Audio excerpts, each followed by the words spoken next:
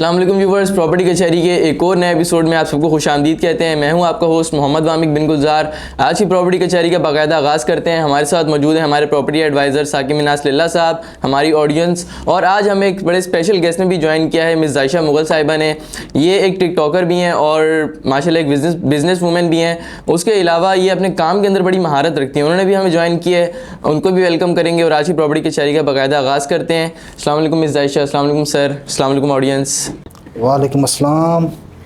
वालेकुम अस्सलाम। वालेकुम अस्सलाम।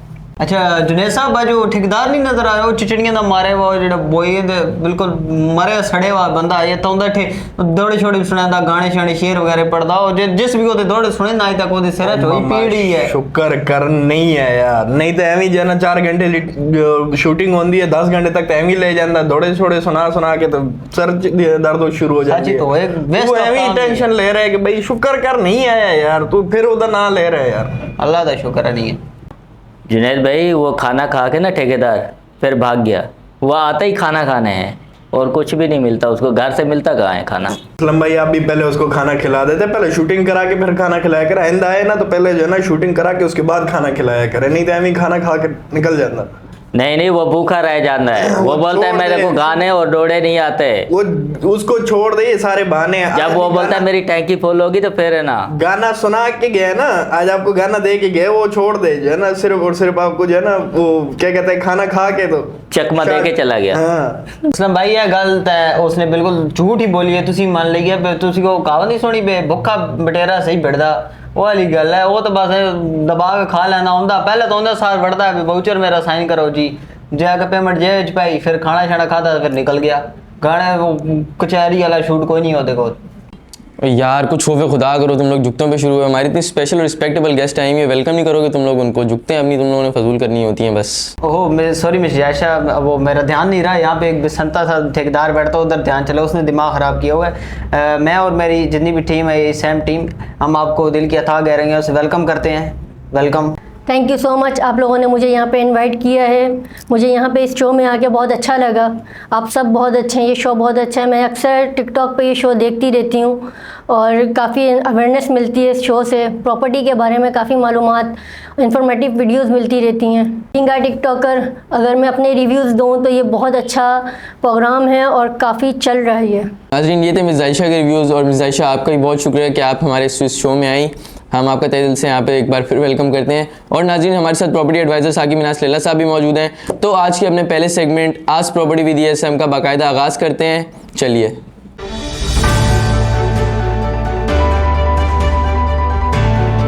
अच्छा सर, आज प्रॉपर्टी विद ESM का पहला सवाल ये है, जो अपनी हाउसिंग सोसाइटीज़ होती हैं, ये प्लॉट की रजिस्ट्री क्यों नहीं करके देती हैं? जी वामिक, बड़ा ही ज़बरदस्त सवाल तुमने किया है कि जितनी भी हमारी हाउसिंग सोसाइटीज़ हैं, इनमें अगर आप प्लॉट बुक करवाते हैं तो आपको अलॉटमेंट लेटर मिलता है या एलोकेशन लेटर मिलता है, और उसी को आगे कंटिन्यू किया जाता है। रजिस्ट्री का जो एक प्रोसीजर नॉर्मली हम अडॉप्ट करते हैं, हाउसिंग सोसाइटीज़ में वो नहीं होता।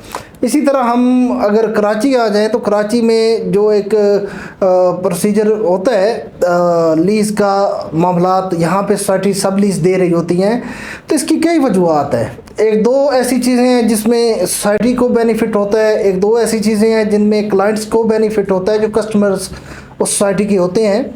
अब जहाँ तक मैं सोसाइटी की बात करूँ कि अगर सोसाइटी किसी को एक प्लाट दे रही है, अगर वो उसको रजिस्ट्री करके दे देती है तो वो अपने सारे हकूक़ खो देती है। जो एक राइट्स सोसाइटी के हाथ में होते हैं वो सारे खो देगी। अब राइट्स क्या हैं, मतलब आफ्टर डेवलपमेंट जब वहाँ पे लोग रिहाइश पजीर होते जाते हैं तो एक मेंटेनेंस चार्जेस होते हैं। मेंटेनेंस चार्जेस से उस सोसाइटी में सफाई सुथराई का काम होता है। उसके अलावा स्ट्रीट लाइट्स, कैमरे वगैरह लगे होते हैं, वो मैनेज हो रहे होते हैं। इसके अलावा जितना भी मेंटेनेंस का काम है वो सोसाइटी कलेक्ट करती है। अब आप एक हाउसिंग सोसाइटी और एक नॉर्मल गली मोहल्ले की बात कर लें तो गली मोहल्ले में उस तरह सिस्टम मैनेज नहीं होता।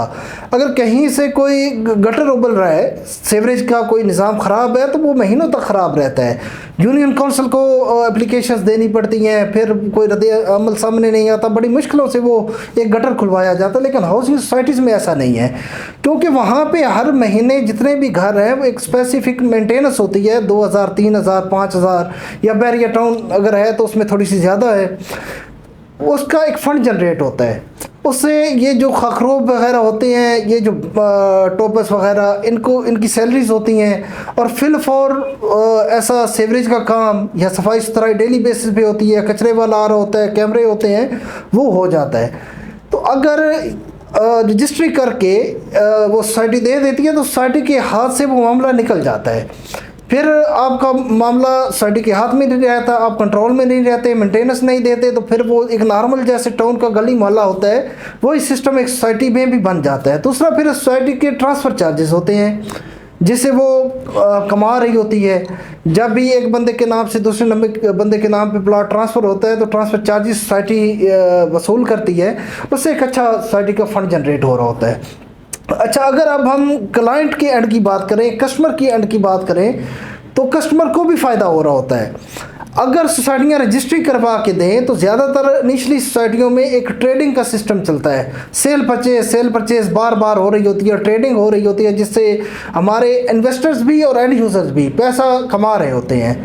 तो वो वाला इनका जो है ना, एक चीज़ वो मारी जाती है।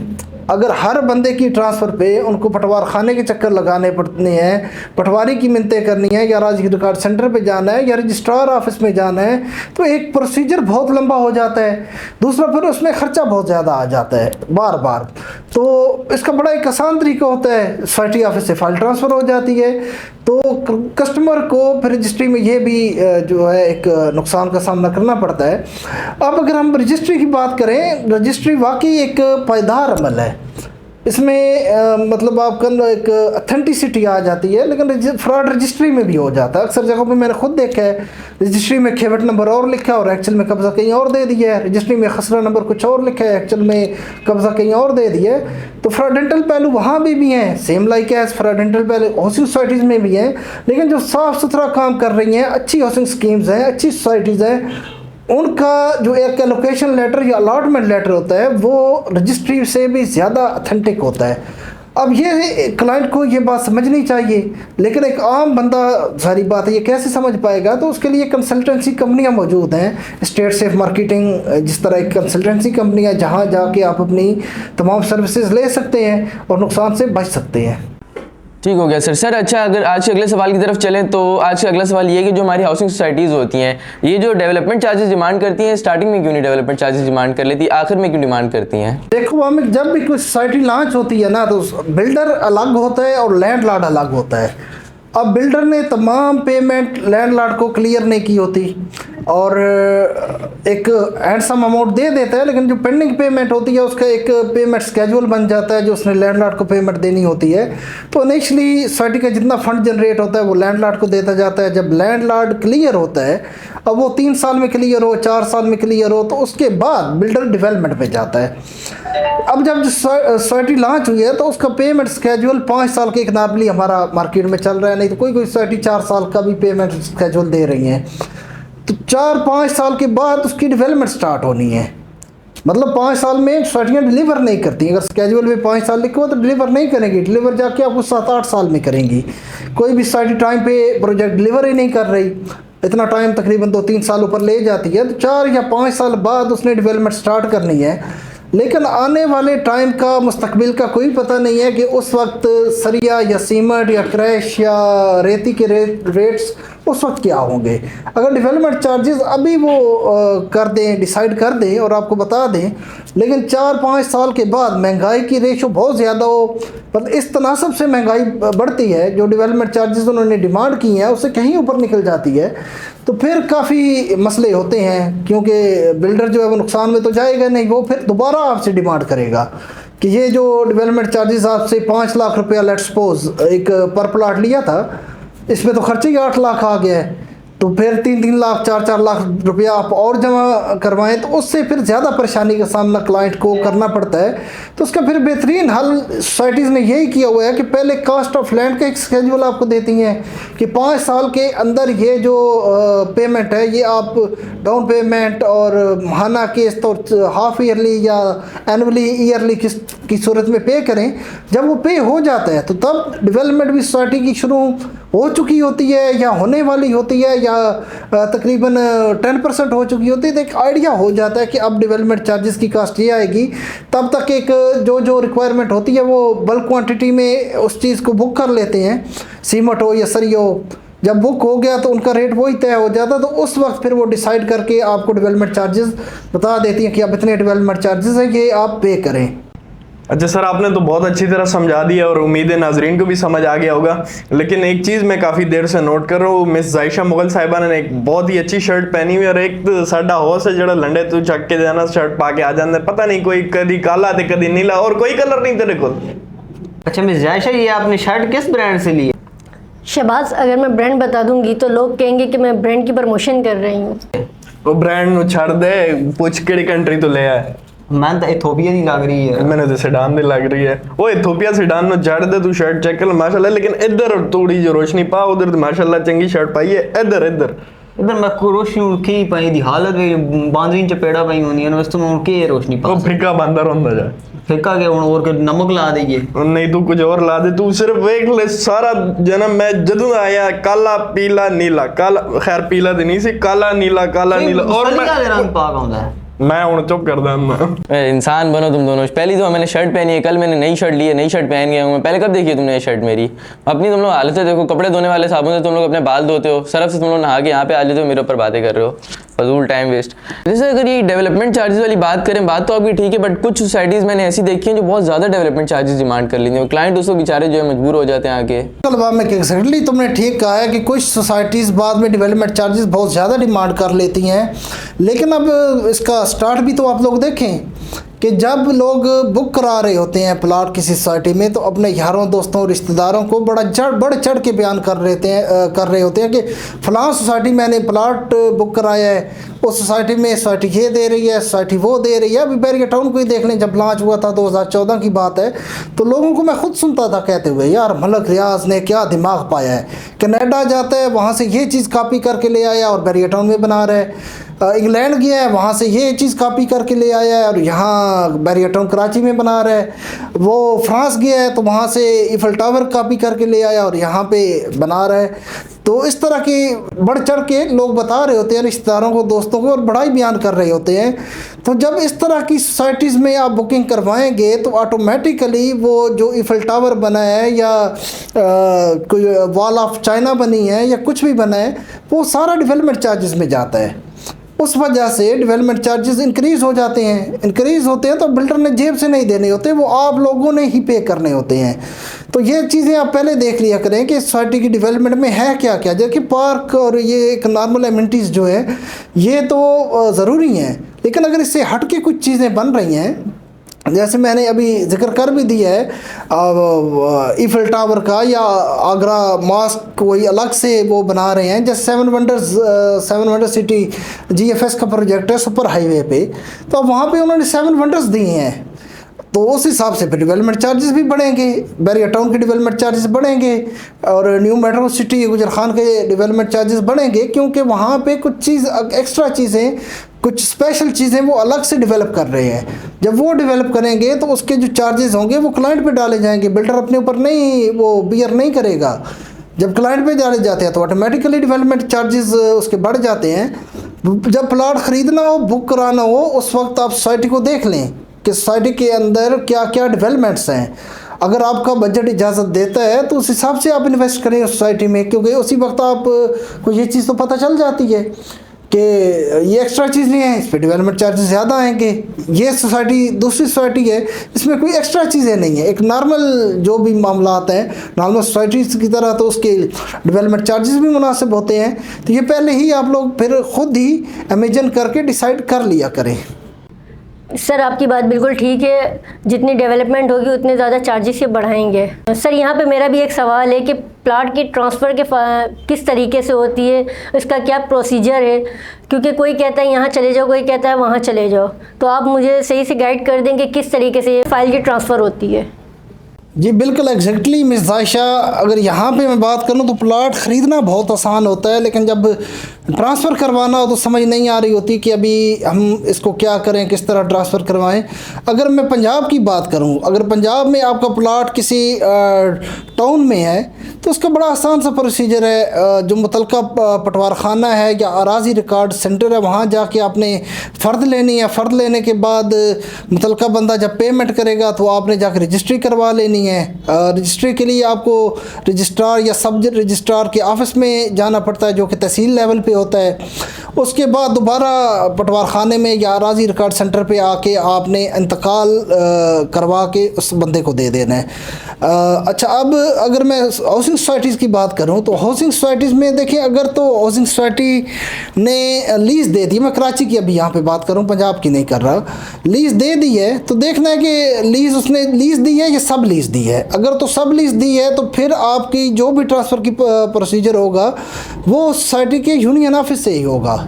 आपने सोसाइटी के यूनियन ऑफिस में जाना है, वहाँ से आपका प्लाट एक बंदे के नाम से दूसरे बंदे के नाम पे ट्रांसफ़र हो जाएगा। अगर उसने सब लीज़ नहीं दी, हर क्लाइंट को, हर मेंबर को, हर कस्टमर को लीज़ दी है, तो लीज़ के लिए फिर आपने मुतलका अथॉरिटी में जाना है। मुतलका अथॉरिटी जैसे KDA, MDA, LDA, SDA, वहाँ से जाके आपका प्लाट ट्रांसफ़र हो जाएगा। अगर आपका कराची के अंदर प्लाट किसी हाउसिंग स्कीम में नहीं आता तो उसके ट्रांसफ़र के लिए सिविक सेंटर में रजिस्ट्रार ऑफिस है, वहाँ पे आपने चले जाना है, वहाँ से आपका वो ट्रांसफ़र हो जाएगा। और अगर ये आपका एरिया आता है गोठाबाद में, तो गोठाबाद को मुख्तियार कार डील करता है, मुख्तियार कार के ऑफिस से आपकी ट्रांसफ़र हो जाएगी। या मुख्तियार कार ने अगर उस गोठ के इख्तियारात दिए हुए हैं रजिस्ट्रार को, तो रजिस्ट्रार ऑफिस चले जाएं। इसी तरह फिर अगर कच्ची आबादी में आता है तो फिर KMC इन्वॉल्व होती है, KMC से आपकी लीज़ होगी और ट्रांसफ़र वगैरह KMC करेगी। तो ये तो कराची की हो गया, बाकी पंजाब को आपको मैंने बता दिया। इसी तरह पंजाब में भी हाउसिंग सोसाइटीज़ पे ये ही रूल इम्प्लीमेंट होते हैं कि अगर सब लीज़ है तो उसकी सोसाइटी खुद ही सारे प्लाट वाला ट्रांसफ़र आपको करके देगी। अगर सब लीज़ नहीं है, लीज़ है, और लीज़ के बाद रजिस्ट्री अगर उसने इंतकाल रजिस्ट्री दे दी है तो फिर उसका प्रोसीजर मैं पहले आपको बता चुका हूँ। मैडम जायशा, आपने बाल कहाँ से कटाया? मोची से कटवाएं। आप ही के मशवरे पे अमल किया था मैंने। आपको तो बिल्कुल लड़का ही बना दिया है, 14 साल का लड़का जैसे लग रहा है। It's my on style. हाँ भाई असलम, बना ले नहीं दाने, ये और बेइज्जती करानी है तू वाले। और तू असलम ने चढ़ दे। असलम तो उत्ते तू नजर रखी है कि भाई जो है ना 18 साल वाला लड़का बनाया, इधर भी देख लो, ठीक है। पता नहीं साढ़े राधे दी छठी कापी बन के आया है वो भाई। वाल शाल कटाना कि नहीं, उस जिहड़ी जुगत मारी है ना वो तेरे ते करके मारी है। पता नहीं केड़े साबुन नाल तू धो के आंदा, धोना भी है कोई ना यार। अब सुबह नहाता फेस हैंड वॉश, केड़े सुबह हैंड वॉश नाल? हाँ सुभान अल्लाह भाई, वो ही रखे वाला असलम भाई। मैं क्या करा, वॉशरूम में आना होता है, हैंड वॉश पे ही मोशन वाली धो आना। ते असलम भाई जना वो रखे है, तेरे अकल कोई नहीं? छोड़ यार असलम भाई जी, हर गल में नहीं पहुंची है। तुम लोग तो चुप करो यार, बीच में शुरू हो जाते सवालों के। अच्छा सर, ये जो भी आपने ट्रांसफ़र वाली बात बताई है, यहाँ पर एक मेरा ये सवाल मेरे जहन में आ रहा है कि गवर्नमेंट की तरफ से भी इसके ऊपर कोई पॉलिसी है ट्रांसफ़र के ऊपर, कितने चार्जेस होने चाहिए इसके? बिल्कुल वामिक, जहाँ तक ट्रांसफ़र चार्जेस की बात है तो गवर्नमेंट की बड़ी वाज़िया पॉलिसी है ट्रांसफ़र चार्जेस के मुतालिक, लेकिन हाउसिंग सोसाइटीज़ की कोई पॉलिसी नहीं है। अगर आप नॉर्मल कहीं किसी टाउन में प्लाट ख़रीदते हैं तो गवर्नमेंट ने एक पूरी लिस्ट दी हुई है DC रेट्स की। अगर आप उस मुतलका एरिया जहाँ पे आप प्लाट ख़रीद रहे हैं उसके AC ऑफिस में चले जाएं, असिस्टेंट कमिश्नर के ऑफिस में या तहसीलदार के ऑफिस में, तो आपको वो लिस्ट मिल जाती है जिसके ऊपर लिखा होता है कि DC रेट्स इस एरिया के क्या हैं। उस DC रेट के मुताबिक आपने टैक्स भी देना होता है और जो भी चार्जेस होते हैं नॉर्मली रजिस्ट्री या इंतकाल, एक फ़िक्स चार्जेस हैं वो ही पे आपने करने हैं। लेकिन अगर आप हाउसिंग सोसाइटीज़ में चले जाएं तो वहाँ पे कोई इनकी पॉलिसी नहीं है। कोई हाउसिंग सोसाइटी वाला बिल्डर 50,000 चार्जेस ले रहा है तो कोई 2.5 लाख ले रहा है तो कोई 5 लाख ले रहा है। माई शिप माई कमांड, या जिसका डंडा उसकी भैंस, अपना रूल इन्होंने ख़ुद बनाया होता है। जो इनकी मर्ज़ी होती है मनमानी करते हैं, ख़ुद ही ये ट्रांसफ़र चार्जेस डिसाइड करते हैं, ख़ुद ही वसूल करते हैं और क्लाइंट बेचारा मजबूर है उसने पे करने हैं। जो एक सोसाइटी अपने बाईलाज में टर्म एंड कंडीशन में ट्रांसफ़र चार्जेस लिख देती है वो हर क्लाइंट को पे करने होते हैं, नहीं करेगा तो ऑफ कोर्स फाइल ट्रांसफ़र नहीं होगी। तो उसकी कोई लिमिट नहीं है, इनके पास कुछ भी हो सकते हैं, जो वो कहें वो ही पे करने होते हैं।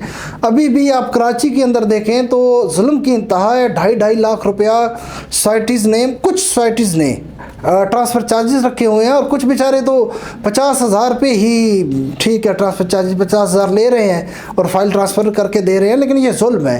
ट्रांसफ़र चार्जेस इतने ज़्यादा 2.5 लाख तक नहीं होने चाहिए, चले 50,000 तक तो नॉर्मली हर सोसाइटी ही तकरीबन ले रही है, तो वो एक मुनासिब है, हर कोई पे कर सकता है, एक नहीं तो 2 इंस्टॉलमेंट में या 1-2 महीने में इकट्ठे करके पे कर सकता है, लेकिन 2.5 लाख तो ठीक ठाक चार्जेस हैं, इतने मेरे ख्याल में नहीं होने चाहिए। और गवर्नमेंट को इस चीज़ पे नज़रसानी करनी चाहिए कि हाउसिंग सोसाइटीज़ के लिए कोई रूल बनाए, कोई तरीक़ाकार बनाए कि ये इस लिमिट से ऊपर आप ट्रांसफ़र चार्जेस डिमांड नहीं कर सकते, नहीं ले सकते, ताकि एक आम बंदे को उससे फ़ायदा हो। ठीक हो गया, सही ये ट्रांसफ़र वाला ही मसला हल हो गया, तकरीबन ऑडियंस को भी समझ आ गया होगा। नाजरीन, आज के अगले सेगमेंट की तरफ बढ़ेंगे, जो है अवेयरनेस विद DSM। अवेयरनेस के अंदर डिफरेंट टॉपिक्स होते हैं जो हमारी यूथ के लिए या जिन चीज़ों से आपको बचना चाहिए उनके बारे में हम आपको अवेयरनेस करते हैं।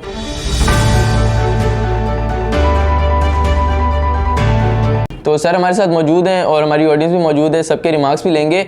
आजकल अगर अवेयरनेस के हिसाब से देखा जाए ना, एज पाकिस्तान में हम लोग रह रहे हैं तो अभी एक बड़ा मसला चल रहा है फेक नोट्स का, फेक मनी का ना। इसमें बहुत ज़्यादा लोग इसी जद में आ रहे हैं। ऐसा हो रहा है कि 1000 रुपये के और 5000 रुपये के बिल्कुल मास्टर कॉपी नोट्स छापे जा रहे हैं मार्केट के अंदर। अब वल्लाह आलम वो कौन छाप रहा है, वो कोई कंपनी है या कोई सिविल पर्सन इस तरह करके छाप रहा है, तो काफ़ी ज़्यादा लोग इसके मतलब जद में आ रहे हैं। अब एक नॉर्मल बंदा उसको नहीं पकड़ पाता। वो जो नकली नोट है ना, वो इतनी महारत से बनाया जा रहा है कि उसको सिर्फ बैंक वाले पकड़ सकते हैं या कोई बहुत ज़्यादा माहिर अकाउंटेंट बैठा है तो वो उस नोट को पकड़ पाएगा, वरना अदरवाइज उसको नोट को कोई आम बंदा नहीं पकड़ पा रहा। बहुत लोग इसी जद में आ रहे हैं, जिसकी वजह से काफ़ी लोगों का, ताजरों का भी नुकसान हो रहा है और जो आम हमारी तरह का मिडिल क्लास सबका होता है वो भी काफ़ी इसकी ना जद में आ रहा है। सर से भी इसके बारे में थोड़े से रिमार्क्स लेंगे, जो फेक मनी छापी जा रही है इसको किस तरह वो काबू किया जा सकता है या किस तरह इसके ऊपर एक्शन लिया जा सकता है, या इसकी क्या कानूनी पॉलिसीज़ हैं कि लेट सपोज जो इस तरह के फेक नोट्स वगैरह छाप रहे हैं उनके लिए क्या सज़ा है, उनको किस तरह पकड़ा जा सकता है। सर के पास चलते हैं, सर से थोड़े से इसके रिमार्क्स लेते हैं इसके बारे में। जी बिल्कुल, वहाँ में कैसे ही आजकल जैली करेंसी पाकिस्तान के अंदर बहुत ज़्यादा चल रही है और ज़्यादा 1000 और 5000 वाले नोट।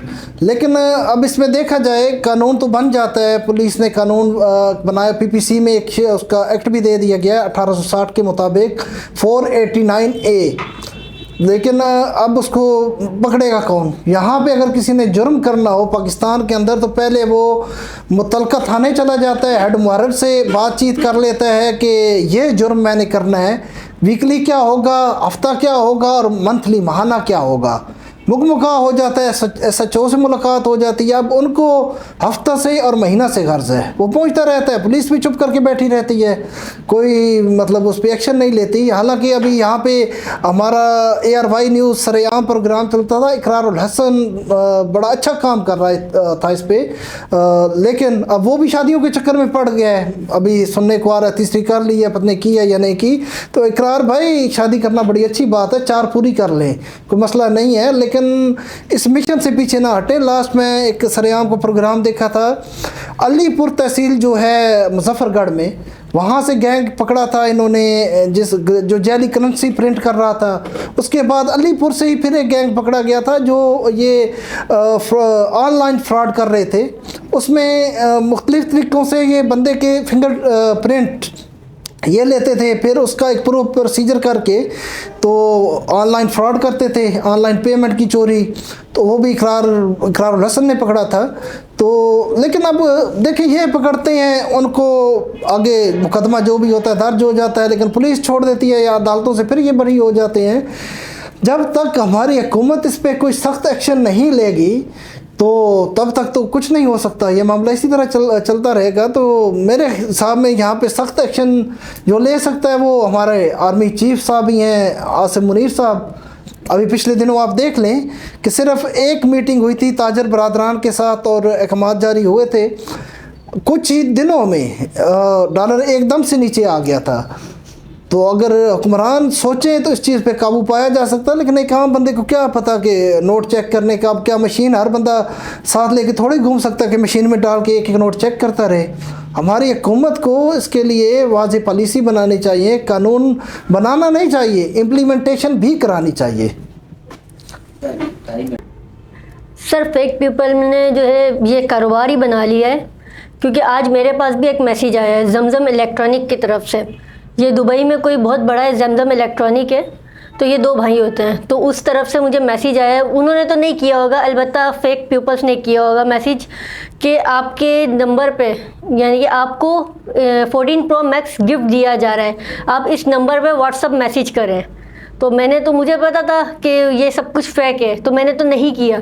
आप इस बारे में लोगों को गाइड करें कि ये इन चीज़ों से बचें। जी मैं जायशा, आपने बिल्कुल सही कहा। जैसे कि हमारे पास बाकी और भी आप ले लें, बोल न्यूज़ की तरफ से एक शो आता है, उनका मैसेज आता है, ARY पे जीतो पाकिस्तान जैसे आता है, उनका भी मैसेज आता है। पता नहीं कहाँ से मैसेज इस तरह फ्रॉड कर रहे हैं ये पाकिस्तान में। हमारे पास भी अक्सर मैसेज आते रहते हैं। जुनैद भाई को भी कल आया हुआ था, इन्होंने भी आईफोन निकलवाया। नहीं आईफोन नहीं, बेनजीर इनकम सपोर्ट से मुझे 1.5 लाख रुपया मिला है। सारे अच्छा। फेक होते हैं यार। वही ना, मतलब सब फेक है, फजूल ऐसी चीज़ें हैं। आप भी इनसे इजतनाब करें और बचें, जुनैद भाई की तरह ना फंसें। अच्छा सर, ये तो अगर हम नाम लेने बैठ जाएं तो बहुत सारे नाम है, मुख्तलिफ किस्म के नाम आते रहते हैं कि भाई फलाने ने जो है ना आपको ये कर दिया, इतने मैसेजेस आप करें तो ये हो जाएगा।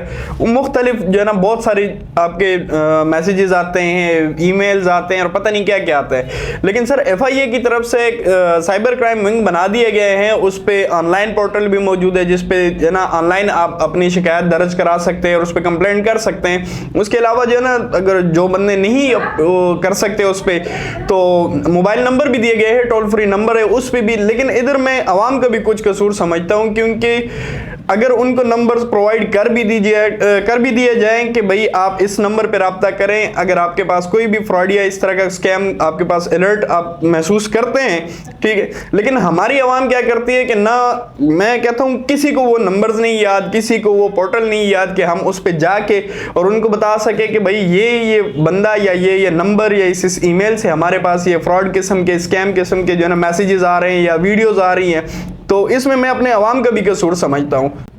ये बिल्कुल फ्रॉड जो है ना, जैली नोट है, ये चल रहे हैं काफ़ी अरसे से। ये एक जो इस ग्रुप है जो जाली नोट ज़रिए जो लोगों को लूट रहे हैं। हमारा छोटा सा परचून का दुकान है और हमारा बच्चा जो दुकान पे बैठा था उसको 1000 रुपया उसने दे दिया, मगर वो दूसरे दुकान पे दूसरे दिन जब आया तो उसको पकड़ लिया, मगर उसने वो पता नहीं बताया कि कहाँ उसकी गैंग है, कहाँ से वो नोट बनते हैं। मगर ये इससे होशियार रहना चाहिए हमारे लोगों को और हमारे आवाम को इस फ्रॉड से। ये जो जाली नोट चला रहे हैं, ये तो 1000 का नोट था, मगर किसी गरीब के पास कोई जाली 5000 का नोट आते हैं तो बेचारा तो उसका बड़ा नुकसान हो जाते हैं। तो इससे होशियार होना चाहिए।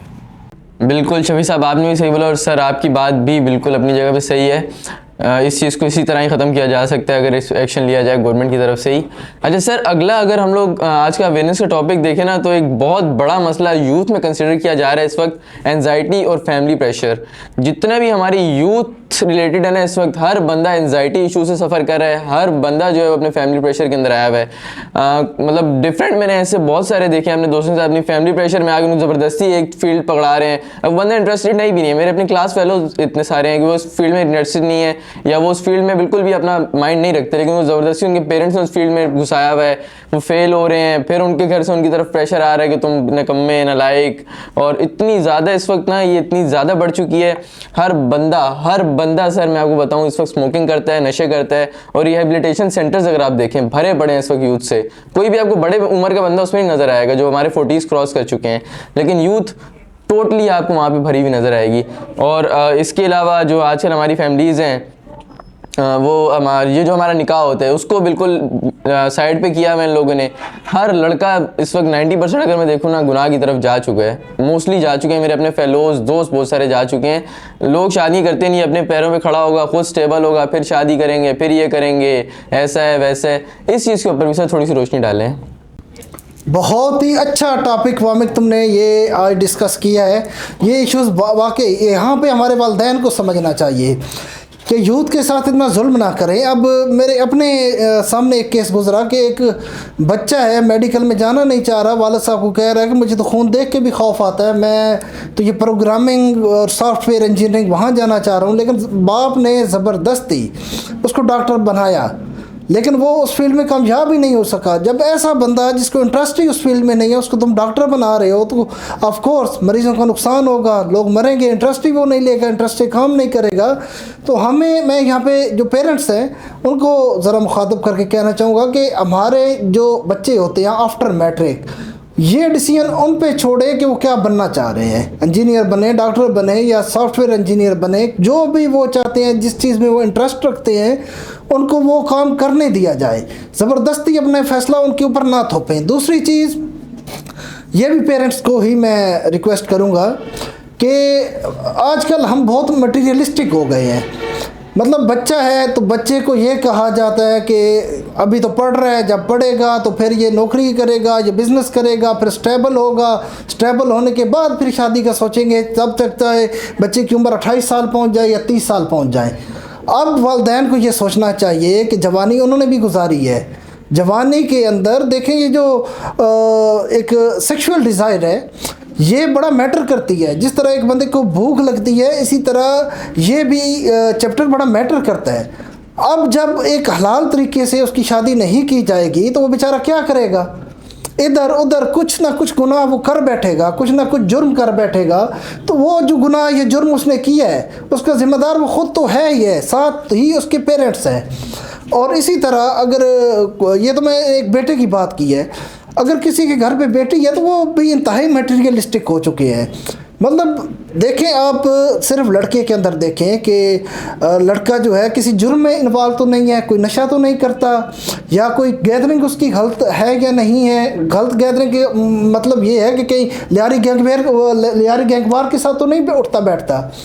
नॉर्मल तो यारी दोस्ती में दोस्त आजकल वो हम एज जो है वो बैठे रहते हैं।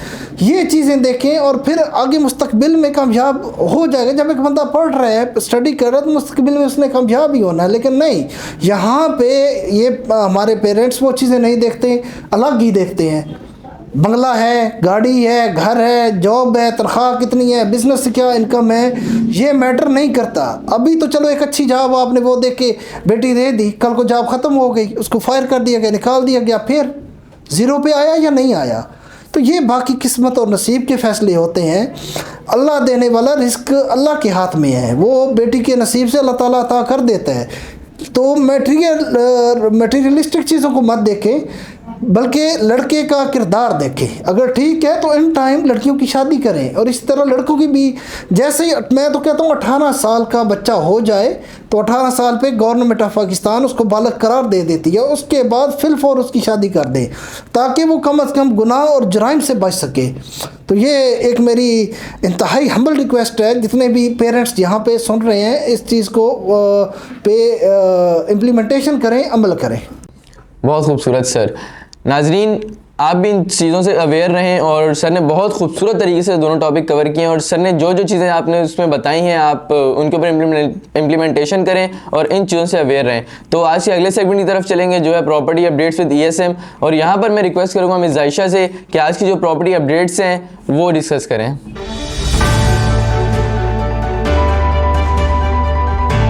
प्रॉपर्टी अपडेट्स के आज के सेगमेंट के अंदर हमारे पास जो टॉपिक है वो है रावलपिंडी का ring road. Rawalpindi ring road का काम ज़ोरों शोर से स्टार्ट हो चुका है। अब इसके बारे में मज़ीद मालूमात सर से करेंगे कि इसके क्या नफ़ा और क्या नुकसानात हैं। जी बिल्कुल मिस जायशा, रावलपिंडी रिंग रोड जो है ना ये बड़ा पुराना मंसूबा है।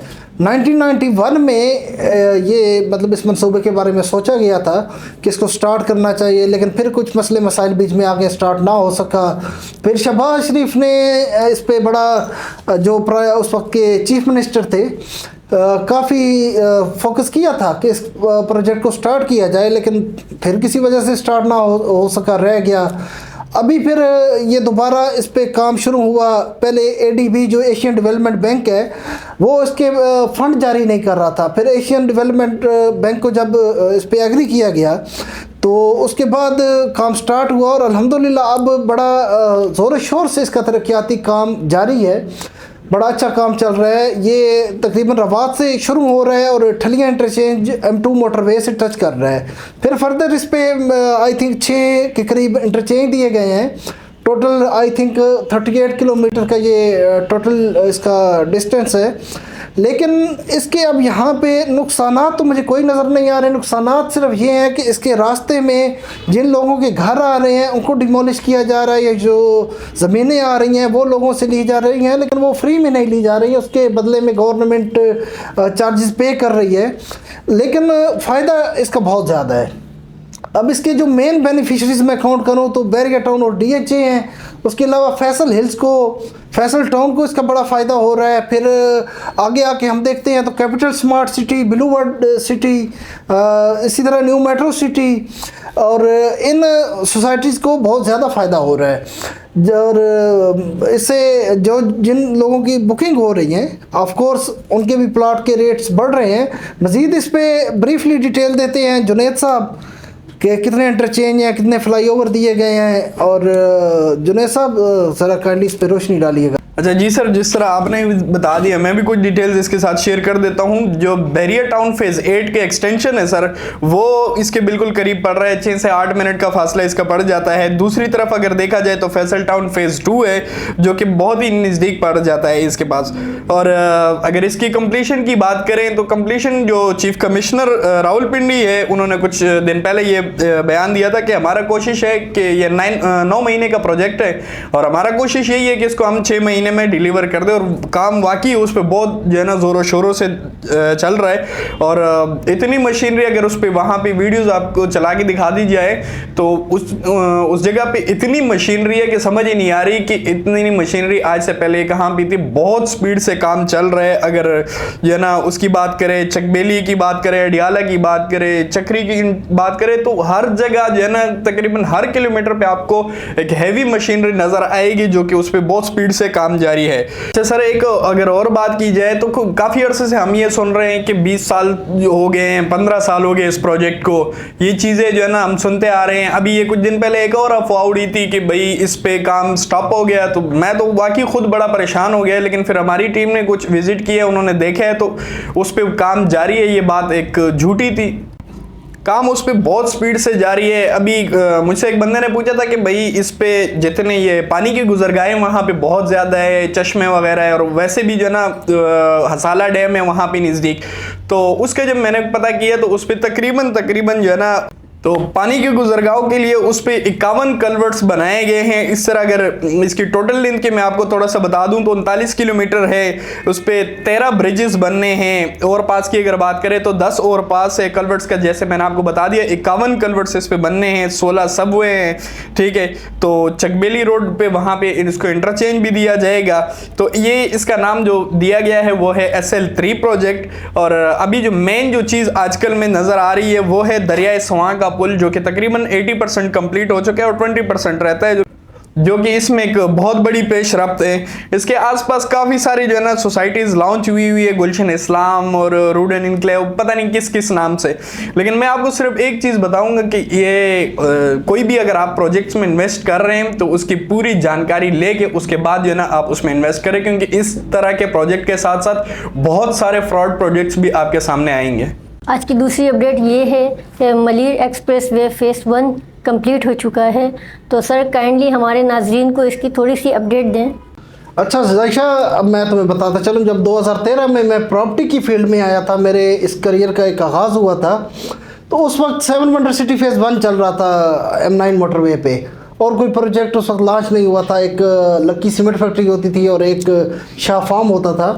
तो उस वक्त जब मैं लोगों को बताता था कि अगले 20 साल में या 25 साल में कराची और हैदराबाद जॉइंट सिटी होने वाले हैं, तो कोई यकीन नहीं करता था। और सारे जो है इस प्रोजेक्ट को डिनाई करते थे कि यहाँ तो 100-200 साल आबादी नहीं हो सकती, क्योंकि शहर से तकरीबन ये 55 किलोमीटर तकरीबन बनता था उस वक्त।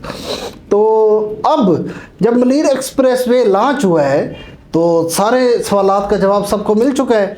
अब यहाँ पे हम देखें तो एक्चुअल DHA जो हमारा है क्लिफ्टन में, इसके फेज़ 8 यहाँ पे मौजूद है कराची शहर के अंदर। अब आगे DHA के पास ज़मीन ख़त्म हो गई थी, इस साइड से समंदर आ गया, उस साइड से 2 दरिया था और आगे ज़मीन थी नहीं मज़ीद लॉन्च करने के लिए। तो फेज़ 9 जाके इन्होंने M9 मोटरवे पे लॉन्च कर दिया, जो डेवलप भी हो चुका है, अच्छी डेवलपमेंट हुई है उसकी। अब इन दोनों को फेज़ DHA और DHA सिटी, इन दोनों को मिलाने के लिए मलीर एक्सप्रेसवे का एक मंसूबा जो है लॉन्च किया गया, लेकिन ये जो डिलीवर होना था ये अगस्त 2023 में डिलीवर होना था, लेकिन अनफॉर्चुनेटली डिलीवर नहीं हो सका। उसमें कुछ चंद वजूहात हैं, जैसे इसके इंटरचेंज हम देखें तो जाम सादिक इंटरचेंज है, फिर कोज़े का इंटरचेंज है। तो कोज़े पे जो हाई एक्सटेंशन वायर्स गुजर रही थी, वो इसकी ताख़ीर में काफ़ी उसका एक किरदार रहा है। अच्छा सर, ये अभी आपने हाई एक्सटेंशन की बात किया, तो ये बात मेरी कुछ ना समझ में नहीं आई कि हाई एक्सटेंशन की वजह से प्रोजेक्ट में ताख़ीर हो गई, ये थोड़ा बात समझ में नहीं आ रही, थोड़ा समझाएं कैसे। शहबाज, असल में जो हाई एक्सटेंशंस थी ना, उनकी हाइट बहुत कम थी। जब हाइट कम थी, अब ट्रैफिक डाइवर्ट जब होना है शारा फैसल से मलीर एक्सप्रेसवे पे, तो उसमें हैवी ट्रैफिक भी चलेगा। हैवी ट्रैफिक की हाइट ज़्यादा होती है, ऊपर से हाई एक्सटेंशन की हाइट कम थी, तो एक अर्थ वाला सिस्टम पैदा होता है। हाई एक्सटेंशन के नीचे अगर आप जाएं, एक नॉर्मल बंदे की अगर 6 फुट हाइट है, 6 फुट या 7 फुट का लोहे का डंडा उसके हाथ में दिया जाए और वो अपनी हाइट के मुताबिक ऊंचा करे तो उसको अर्थ लगता है। तो ये एक वजह आ रही थी। अच्छा सर, ये तो समझ आ गई, लेकिन इसके अलावा भी कुछ और भी फैक्टर्स थे इसके लेट होने में? जी बिल्कुल, दूसरी वजह इसकी लैक ऑफ ट्रस्ट था। ADB जो एशियन डेवलपमेंट बैंक है, जिसने फ़ंड जारी करने थे, उसने फ़ंड स्टॉप कर दिए थे पाकिस्तान के हालात की वजह से। मतलब ट्रस्ट का एक ख़त्म हो गया था, तो इस वजह से भी ये लेट हुआ है। लेकिन अब प्रेजेंट सिचुएशन पे फेज़ 1 इसका कंप्लीट हो चुका है। अब लेकिन उसमें भी जो शाह फैसल वाला ब्रिज है वो अभी तक अनकम्प्लीट है। वो कंप्लीट होगा तो फेज़ 1 इसका मुकम्मल है लांडी तक। अब जो इसका फेज़ 2 था, फेज़ 2 इसका कंप्लीट होना था अगस्त 2024 तक, जो कि आपका लांडी से लेकर काठौर तक जाता है। अब यहाँ पे लांडी इंटरचेंज, फिर मेमरगोट और फिर काठौर, 3 इंटरचेंज इस पे आते थे। लेकिन ये भी मतलब अगस्त में डिलीवर नहीं हो पाएगा, अगस्त से ये ऊपर चला जाएगा। ज़्यादा नहीं, जो एक अप्रोक्सीमेटली नज़र आ रहा है 5 से 6 महीने ये ताख़ीर का मज़ीद शिकार होगा। अच्छा सर, कयूमाबाद से लेके काठौर तक इसकी टोटल लेंथ वैसे कितनी है? अच्छा, इसकी जो टोटल लेंथ बनती है कयूमाबाद से काठौर तक तकरीबन 39 किलोमीटर। अब अगर एक गाड़ी 120 की स्पीड पे चलती है तो ये डिस्टेंस 18-19 मिनट में कवर हो जाता है। और ये मतलब 6 लाइन पर मुश्तमिल रोड है और ट्रैफिक तो उस पर जाम होना नहीं है, सिग्नल फ्री रोड है, इंटरचेंज दिए हुए हैं। जैसे ये हमारा लियारी एक्सप्रेसवे है, इसी तरह ये है। तो स्पीड से गाड़ी जाएगी और मतलब कयूमाबाद से आप काठौर अप्रॉक्सीमेटली चलें 20 मिनट में पहुंच जाएंगे। और वहाँ से अगर हम डिस्टेंस देखें तो टोटल तकरीबन 6 किलोमीटर बैरिया टाउन है और तकरीबन इतना ही DHA सिटी बन जाता है। बिल्कुल सर, फिर तो इससे कराची के अवाम को बहुत ज़्यादा फ़ायदा हो जाएगा अगर ये बन गया तो। नाज़रीन, इसी सेगमेंट की इस लास्ट बात के साथ चलेंगे अगले सेगमेंट की तरफ, जो है पोइट्री विद ESM।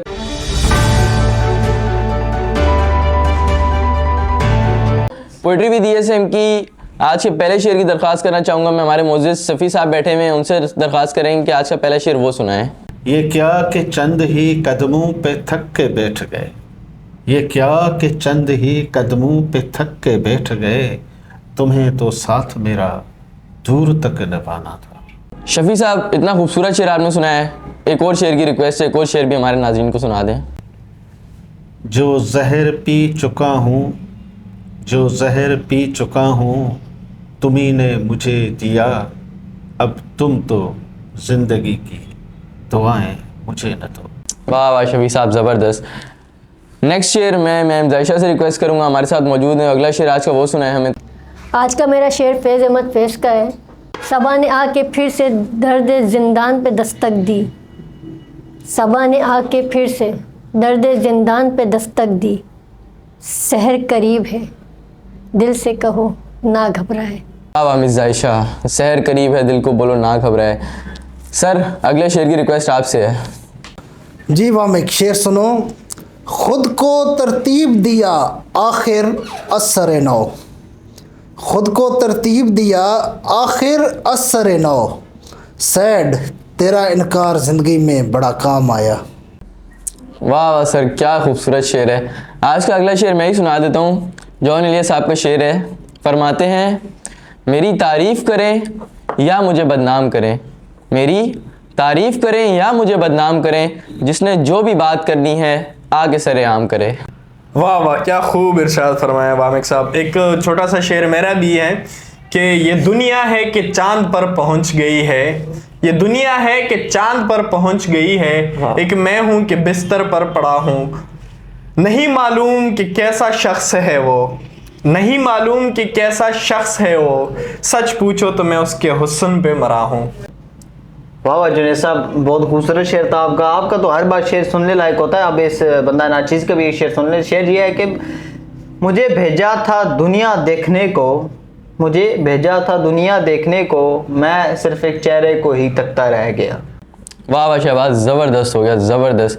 नाजरीन अगले सेगमेंट जाने पड़ते हैं जो है फ़नी पोइट्री विद ESM। आप लोग भी बहुत पसंद करते हैं और हमें भी इस सेगमेंट में बहुत मज़ा आता है। तमाम हमारी जितनी ऑडियंस बैठी है सबको आपको एक एक फ़नी शेर सुनाएंगे। चलिए इस सेगमेंट का भी बाकायदा आगाज़ करते हैं।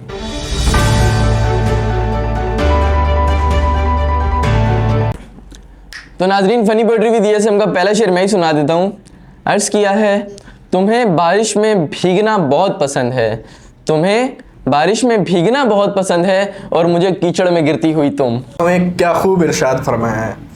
मेरा भी एक शेर सुनो कि आहिस्ता आहिस्ता दिल के पास आ रहा है कोई, आहिस्ता आहिस्ता दिल के पास आ रहा है कोई, ये सच्ची मोहब्बत है या चूना लगा रहा है कोई।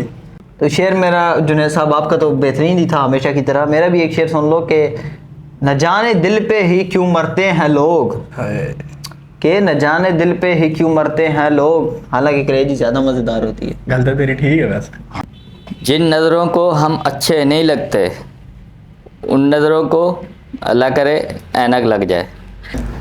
चांद पर तुम्हारा नाम लिखने को जी चाहता है, चांद पर तुम्हारा नाम लिखने को जी चाहता है, पर क्या करूं ये ख्याल ही दोपहर में आता।